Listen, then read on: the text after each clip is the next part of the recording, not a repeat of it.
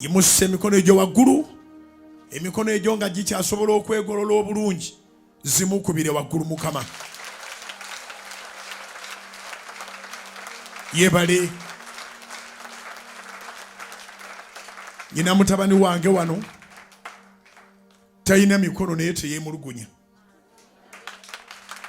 Yangu wano ali mu worship team, ali mu worship team. Musajja yeekolera emirimu, takola mirimo gyokka. Yayogereza wano nga mulaba n'akyala n'embaga n'agimala n'okuzaala simanyi mwazadde bazaala.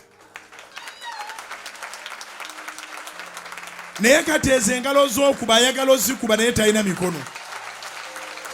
Wandizikubidde ddala mu linnya erya Yesu.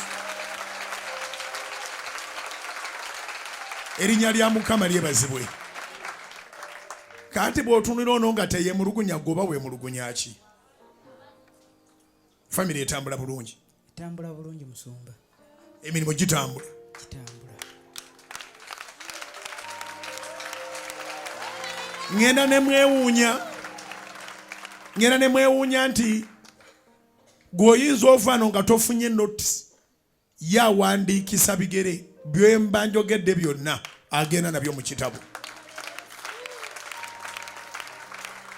Akuwa omukisa Mukama. Yimusse emikono tusabe essaala ya Mukama waffe. Essaala ya Mukama waffe. Kitaffe ali mu ggulu, erinnya lyo litukuzibwe, obwakabaka bwo bujje, by'oyagala bikolebwe mu nsi nga bwe bikolebwa mu ggulu. Otuwe leero emmere yaffe ya leero, otusonyiwe ebibi byaffe nga naffe bwe tusonyiwa abatukola obubi.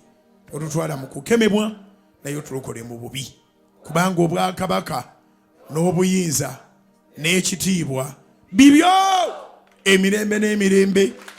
Amiina, amiina, amiina.